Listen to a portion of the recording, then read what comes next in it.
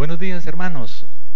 Nos encontramos hoy experimentando algo nuevo, fruto de la crisis que está viviendo el mundo, de lo cual nuestra ciudad y nuestro país no se pueden sustraer. Estamos teniendo nuestro culto en vivo, nuestro culto, ustedes en sus hogares, yo aquí desde la iglesia. Preparo mis mensajes en soledad, pero nunca he tenido que predicar estando solo en el templo. Hoy lo voy a hacer sintiendo que estamos unidos en el Espíritu, sintiendo que es un momento especial de parte de Dios, tanto para la iglesia que puede estar en casa, como para quien está aquí, los que estamos aquí grabando y compartiendo. Estos momentos de prueba nos enfrentan a las crisis. Estos momentos difíciles nos deben hacer reflexionar en cuanto a lo que significa ser y qué hacer como cristiano, lo que significa ser y qué hacer como iglesia. Muchos de los mensajes de Jesús a sus discípulos fueron orientados a prepararlos para vivir momentos difíciles. En Juan 16:33 el Señor dice: estas cosas les he hablado para que en mí tengan paz. En el mundo tendrán aflicción, pero confíen que yo he vencido al mundo. Este es un ejemplo que nos sirve para poder ampliar hoy y tener un conversatorio desde la Escritura en relación con preguntas que me han inquietado. Hoy la iglesia y cada creyente tiene que preguntarse: ¿qué debo hacer? ¿Cómo debo ser en medio de tiempos difíciles? Hay un material que hace muchos años el Señor me regaló, y es un material titulado ¿Cómo enfrentar la confusión? ¿Qué hacer cuando no sabes qué hacer? Y ese material da 5 pasos de acción. Esos pasos de acción ayudan a la persona para poder en el laberinto de la vida, en las pruebas de la vida, enfrentar las circunstancias difíciles y poder superarlas. Hay una frase que me ayuda mucho cuando estoy en momentos de confusión o de prueba. ¿Qué hacer cuando no sabes qué hacer? Haz lo que mejor tú sabes hacer. Parece un rompecabezas, pero es algo real. Concéntrate en ser aquello que el Señor dice que tú eres. Eres un hijo de Dios, eres una persona renacida y debes vivir cada situación como Cristo te lo ha enseñado, como la palabra de Dios te lo ha enseñado. Iglesia, para nosotros también es igual. Como iglesia, este es un tiempo para confrontarnos en cómo debe ser la iglesia y qué debe ser la iglesia. En primer lugar, y pensando en el quehacer del cristiano, como cristianos y enfrentando tiempos de crisis, debemos ser sensibles y obedientes a la voz de Dios. Ese es un llamado, ese es el tenor general de la Escritura. La Escritura en el Antiguo y en el Nuevo Testamento, vez tras vez, llama al pueblo y llama a personas, a familias, para que sean sensibles y obedientes a la voz de Dios. Este es un tiempo para que la iglesia no solo sea reactiva ante las situaciones que vive, es un tiempo para que la iglesia sea proactiva, imitando a un Dios que es creativo, un Dios que es proactivo, un Dios que no está esperando que algo suceda para ver qué hace. La iglesia en esta época y el creyente en esta época está viviendo un cristianismo de reacción. Sucede algo, inmediatamente intenta responder, pero por la prueba o por la crisis, el Señor nos está invitando a que desde su palabra, en una época donde se levantan tantas voces, en una época como la que estamos viviendo, la gente espera escuchar una voz que dé dirección, una voz que dé claridad. Y no podemos, como creyentes, estar escuchando y ser parte de la voz fatalista, de la voz espiritualista, de la voz apocalíptica que en todo ve el fin del mundo. No podemos ser parte de esa voz oportunista que en todo ve cómo poder lucrarse o favorecerse. Nosotros tenemos que ser sensibles y obedientes a la voz de Dios en una época de crisis. Recordemos lo que en el Salmo 95 el Señor le dice a su pueblo: si oyes hoy mi voz, no endurezcas tu corazón. Cada creyente que escucha, cada creyente que está enfrentando esta crisis, cada creyente que está escuchando tantas cosas a través de los medios, a través de los amigos, toma esas voces y colócalas al lado de la voz de voces, que es la voz de Cristo, es la voz de la palabra de Dios. Y es la voz que nos dice a nosotros que tenemos que estar atentos al que con su voz calma la tempestad, al que con su voz hace que lo difícil parezca fácil, que las cosas tomen un rumbo diferente. Es la voz de Dios la que tenemos que oír en una época tan difícil, en una época tan complicada. Es la voz del Señor a la que tenemos que ser sensibles, es la voz del Señor que tenemos que atender. Esta es una época donde Dios le está diciendo a muchas personas en el mundo entero, pero especialmente le está diciendo a su iglesia: mira, preocúpate no solo por oír, preocúpate por ser sensible, por entender lo que te estoy diciendo, y ante todo, preocúpate por obedecerme. Iglesia, creyente en particular, este primer punto del mensaje, este primer bloque del mensaje está orientado al quehacer del cristiano, a cómo el cristiano debe ser, y Dios nos dice que en primer lugar el llamado que le hace a cada uno de sus hijos es a que sea sensible y obediente a su voz. También al creyente el Señor lo llama para que cultive una espiritualidad contagiosa. Es parte de las características cualitativas de la iglesia que hemos venido estudiando. Hace 8 días la pastora nos hablaba acerca de la espiritualidad contagiosa. Y ahora que estamos en una época de enfermedad, la crisis es por una enfermedad, por un virus que se está contagiando y ha multiplicado los enfermos en el mundo entero. Esta enfermedad, este virus, se pasa de persona a persona. Una persona enferma contagia a otro. Ayer en un mensajecito que llegaba a través del WhatsApp decían cómo una sola persona había contagiado a 1000. Nosotros tenemos que pedir que esto que estamos viviendo como crisis también lo tomemos como iglesia, como cristianos, y así como la enfermedad o el mal es contagioso, también el Señor está pidiéndole a sus hijos, a cada creyente en particular, que se preocupen por cultivar una espiritualidad muy contagiosa. Este es el momento para que tomemos postura. Ese es el momento para que nosotros levantemos la bandera y digamos: yo soy un cristiano auténtico, yo soy un cristiano verdadero. Y una espiritualidad contagiosa tiene unos matices especiales. Se determina por una intimidad especial con el Señor, por una relación muy íntima y muy personal con el Espíritu Santo de Dios. Pablo en Romanos 8 nos da una cátedra especial de lo que significa vivir en el Espíritu. Iglesias, es el llamado grande.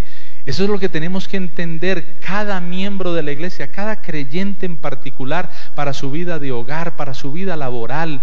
Cada creyente tiene que entender que la espiritualidad contagiosa a la que Dios le está llamando en esta época de crisis tiene que ver con dejarse guiar por el Espíritu, reaccionar en el Espíritu. Dice Pablo en Romanos 8 que los que son guiados por el Espíritu, esos son los hijos de Dios. Esos son los cristianos auténticos, los que en medio de las crisis saben cómo reaccionar en el Espíritu, porque viven llenos del Espíritu, porque conocen al Espíritu, porque no contristan al Espíritu, especialmente porque son muy sensibles al susurro de la voz del Espíritu. Una espiritualidad contagiosa, nos enseñaban hace 8 días, en voz suave y delicada de mujer, que es esa vida continua y permanente de oración y de adoración al Señor. Esta semana el gobernador del departamento del Quindío hacía un llamado para que todo el departamento se uniera para orar, se uniera para que cada hora sacáramos un minutico, unos cuantos minutos, y nos uniéramos en oración a Dios. Ese es el gran llamado de la Escritura. Eso es algo especial, pero es un llamado de reacción. ¿Qué espera el Señor de cada uno de nosotros, de cada creyente fiel? Que no actúe por reacción, que actúe en una vida permanente de adoración, en una vida permanente de oración. Dice la Escritura en los labios de David en el Salmo 119: 7 veces al día te alabo. Una adoración continua. Imagínate 7 veces al día haciendo un alto para decir: Señor, te bendigo, te exalto. En medio de esta crisis estoy unido con muchos otros creyentes en mi ciudad, en mi departamento y en el mundo, para clamar a ti, para adorarte a ti, para reconocerte en medio de la prueba.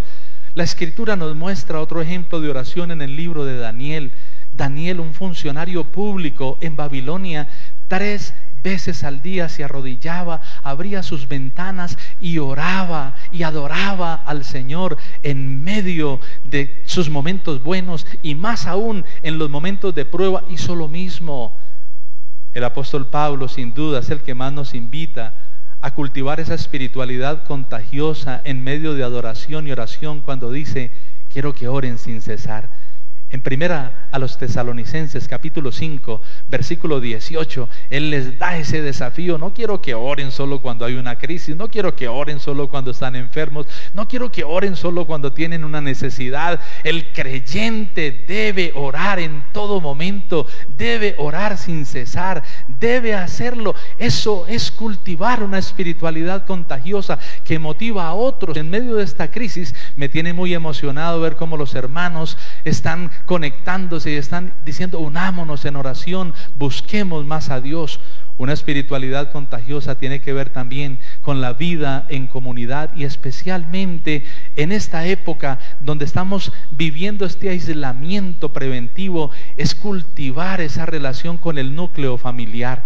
Hoy tenemos que levantar y retomar lo que el libro de los Hechos en el capítulo 2 dice, que compartían en las casas, compartían los alimentos, las oraciones, y lo hablaba de los discípulos y lo hablaba de los apóstoles. Pero hoy eso, aparte de que puedan haber apóstoles, discípulos en casa, es la iglesia, es la familia la que está reunida. Hoy más que nunca tenemos que decir como el apóstol Pablo lo dijera: por favor, acérquense en adoración, busquen al Señor en oración y háganlo desde la casa. Padres, debemos tomar la voz de Josué en el Antiguo Testamento para decir: yo y mi casa serviremos al Señor, buscaremos al Señor, adoraremos al Señor en el templo o en nuestra casa. Es tiempo para, como lo dijera el apóstol Pablo también en muchos lugares: salúdame a la iglesia que está en tu casa, hablando de personas que en sus hogares tenían esa reunión especial abierta a la casa para vecinos y amigos, pero ahora la tenemos cerradita solo para el círculo familiar. Esta es una época especial para estar en casa. Esta es una época especial para estar reunidos con la familia, con el cónyuge, con los hijos, con la familia que tengamos allí, abuelos, abuelas, adorando al Señor. Ha sido una experiencia hermosa. Tengo la bendición ahora de estar con mi suegra y con mi esposa. Estamos solos en casa, sacar los momentos en la noche para cantar un himno, para leer un capítulo de un libro, no solo de la Biblia, sino un libro cristiano, para compartir algo. Es un momento para que esa espiritualidad contagiosa se deje ver en nuestros hogares. La espiritualidad contagiosa tiene que ver con ese encuentro personal, con ese encuentro familiar, con ese encuentro especial con el Espíritu de Dios. Tiene que ver con nuestra vida devocional, tiene que ver con lo que somos. Esto es parte de lo que el Señor nos está desafiando. Iglesia, esta crisis nos tiene que retar, y tiene que retar especialmente a cada uno. Cada uno tiene que confrontarse: ¿cómo debo ser? ¿Qué debo hacer como creyente? Pero también para la iglesia como tal, dejando de un lado al creyente, la iglesia general, la iglesia tiene que aceptar y experimentar el cambio. La iglesia está llamada en esta época a mirar cómo a través de los medios, la tecnología, formas diferentes de hacer la misión. Hoy estamos aquí en la iglesia encerrados porque el gobierno lo ha decretado. Los templos están cerrados, pero la iglesia sigue en los hogares. ¿Y cómo lo puede hacer? Lo puede hacer a través del computador, lo puede hacer a través del celular, lo puede hacer a través de un dispositivo, y todo eso porque la tecnología lo permite. Hemos satanizado la tecnología, hemos sido duros con la tecnología, pero hoy tenemos que decir: gracias, Señor, por el internet, gracias, Señor, por los medios, gracias, Señor, porque a través de esto la iglesia no se para, la iglesia sigue adelante. Iglesia, la iglesia de Cristo es una iglesia viva que tiene que aceptar el cambio, que tiene que experimentar el cambio. Y en esta época de crisis yo creo que están haciendo una nueva forma de hacer iglesia, una nueva forma de penetrar en un mundo que para nosotros no es conocido, el mundo virtual, el mundo de las redes sociales. Iglesia, nosotros tenemos que responder a los desafíos del mundo. El mundo va rápido, el mundo cambia, la tecnología viene y nosotros necesitamos aprovecharla para el extendimiento del reino, para bendición de la iglesia. Me he vuelto más amigo del celular por el WhatsApp, para poder orar con hermanos, llamar a hermanos, para tener una videollamada y poder ver el rostro de los hijos fuera, el rostro de personas que de otra manera no podríamos ver. Necesitamos pedir al Señor que no nos deje asustarnos con los cambios. Iglesia, hay que aceptar los cambios y hay que experimentar los cambios. El apóstol Pablo nos da un texto para esto y él dice: examínenlo todo y retengan lo bueno.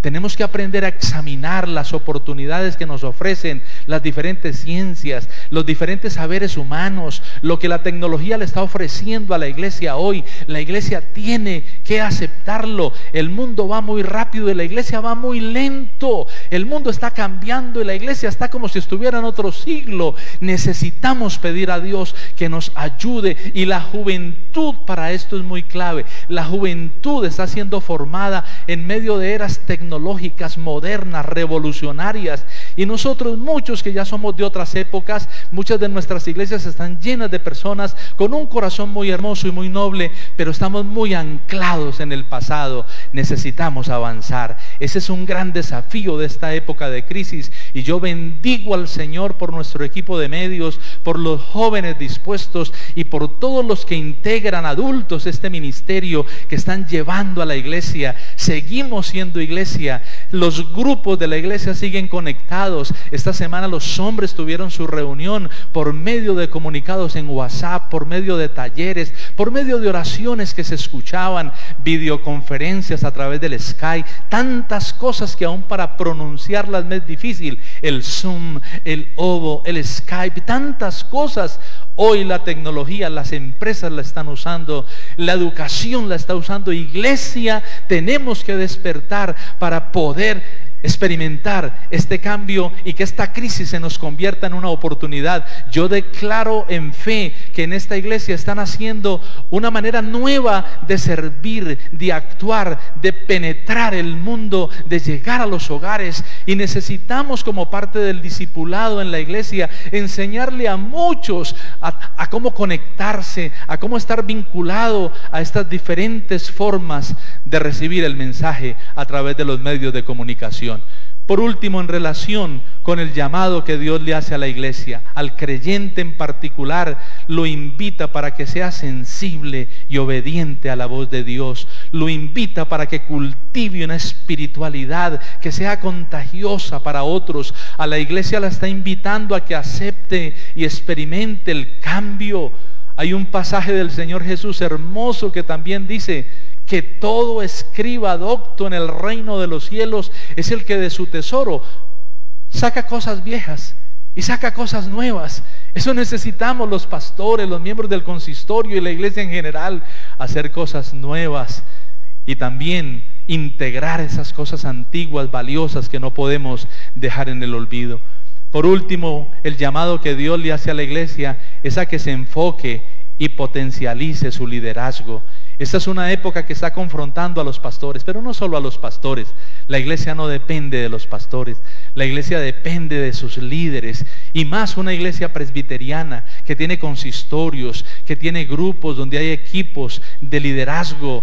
Hoy el Señor le está diciendo al pastor, a la pastora, a los ancianos, a los diáconos, a los líderes de la iglesia, que debemos, siguiendo las características cualitativas de una iglesia sana y que crece, enfocarnos y potencializar el liderazgo de la iglesia. Estamos diciéndole a los líderes que este es el momento para pastorear a quienes los siguen, para pastorear a aquellos en quien ellos influyen. Es el momento para imitar el ejemplo de Jesús. Dice el Evangelio de Marcos, capítulo 3, versículo 13 al 15, que Jesús subió al monte y llamó de sus discípulos a los que él quiso, para que vinieran y para que estuvieran con él y para enviarlos a predicar, y les dio autoridad para que sanaran, para que echaran fuera demonios, y llamó un grupo de 12 personas.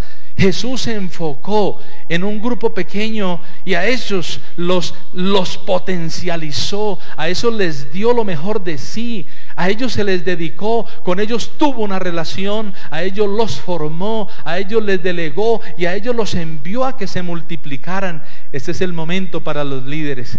Ese es el momento para que los líderes de verdad, de una manera sana, tomen la postura de Jesús y se pregunten cuántas personas tengo en mi grupo de jóvenes. Se pregunten cuántas damas tengo en mi grupo de damas. Se pregunten cuántos jóvenes tengo en mi grupo de jóvenes. Se pregunten cuántos niños tengo en la sala cuna.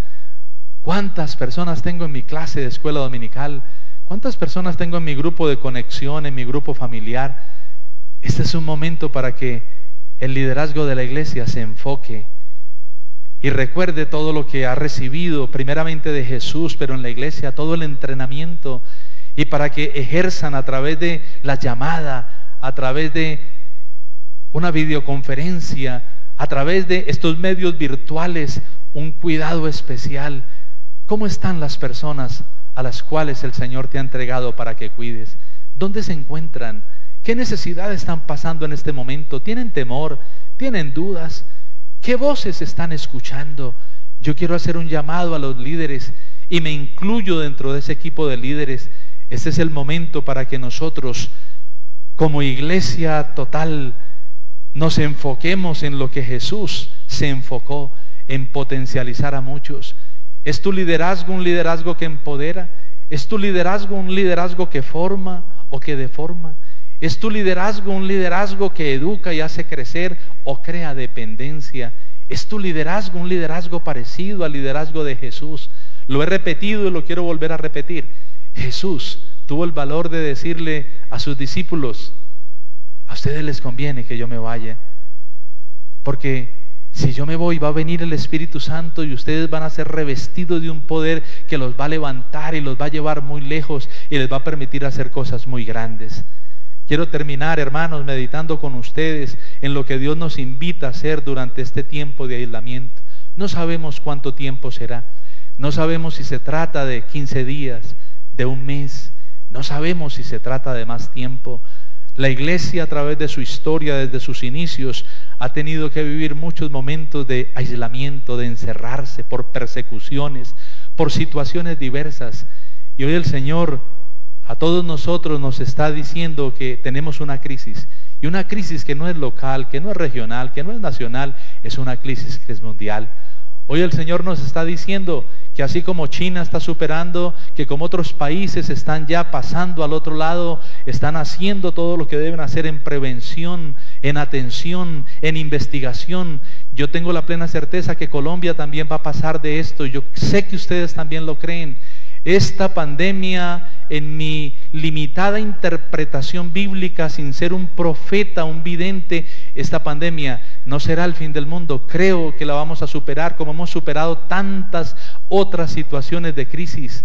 Pero el Señor espera que nosotros aprendamos las lecciones como creyentes y como iglesia, y espera que aprovechemos la semana, el mes, el tiempo que tengamos que estar en aislamiento para pensar en lo que hizo ese anciano que fue aislado a la isla de Patmos a causa del Evangelio, y estando allí en el destierro, allí se arrodilló y allí oró y buscó a Dios. Quizás Dios quiere revelarte algo grande como le reveló a Juan en la isla de Patmos. Quizás el Señor quiere que, como Moisés, tú subas al monte. 2 veces Moisés fue al monte por 40 días, 40 noches. Quizás Dios quiere revelarte y hablar contigo, intimar contigo, que lo veas cara a cara, mostrarte tantas cosas. Según el diseño de Dios, Moisés hizo tantas cosas en el tabernáculo, bajó con la ley. Quizás Dios quiere revelarte cosas. Quizás Dios quiere, como a Elías, llevarte al arroyo de Querib.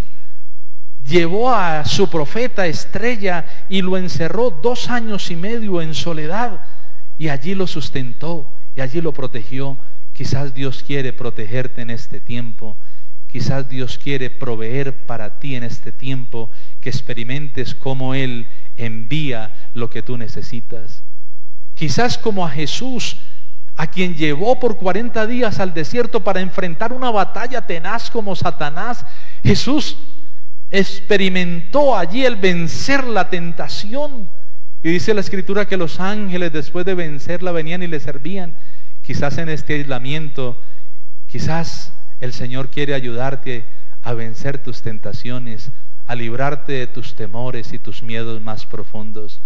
Un hombre en la historia como Martín Lutero, el gran reformador del siglo XVI, estuvo 1 año en aislamiento, encerrado en el castillo de un amigo. Dios lo encerró para protegerlo, pero también lo encerró para que produjera una obra magna, escribiera la Biblia de los idiomas originales y los tradujera al alemán del pueblo, y muchas personas pudieran leer en su idioma y entendieran la palabra de Dios. Hoy el Señor quiere que nosotros aprovechemos estos momentos, no para quejarnos, no para escuchar voces indebidas. Él espera que nosotros aprovechemos estos momentos de aislamiento para ser sensibles a su voz, para obedecer su voz, para cultivar una espiritualidad que contagie al cónyuge, al hijo, al familiar, al hermano. Él espera que como iglesia aprovechemos este tiempo para pensar cómo aprovechamos de una mejor manera todo lo que este mundo nos está ofreciendo para hacer la obra, aparte del templo, aparte de estar en nuestras reuniones. Él quiere que le demos la bienvenida a la tecnología y la redimamos al servicio del reino de Dios.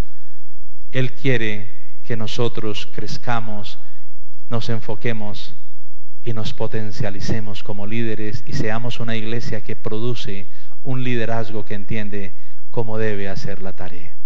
Quiero invitarlos, hermanos, para que allí desde sus casas cerremos nuestros ojos, nos unamos, sintamos que estamos en un mismo lugar. Yo quiero ir a sus casas en este momento. Quiero sentir que entro a sus salas o al lugar donde ustedes están frente al computador o al televisor, y que ustedes puedan cerrar sus ojos y puedan venir y estar aquí dentro de su casa de oración, y podamos estar unidos en el Espíritu, y aún podamos cerrar nuestros ojos y ir a Alemania, podamos ir a Estados Unidos, a España, podamos ir a China, podamos ir, Señor, a cada lugar donde hay sufrimiento y dolor, y en este momento de crisis ir y levantar la voz tuya y decir: el Jesús que le dijo al viento calla, el Jesús que le dijo al mar embravecido te aquietas, está aquí para dejar oír su voz. Señor, es tu voz la que calma tempestades, es tu voz la que serena el alma, es tu voz la que nos da la dirección en tiempos de crisis, es tu voz la que queremos seguir. Señor, libera el poder de tu Espíritu, libera el poder de tu Espíritu en nuestra iglesia, y que esta crisis sea como lo que vivió la iglesia cuando tuvo que huir, ser dispersa, esconderse. Eso multiplicó la iglesia, empoderó la iglesia, eso levantó predicadores, evangelistas, maestros. Señor, oramos que esta crisis se convierta en una oportunidad especial de avivamiento.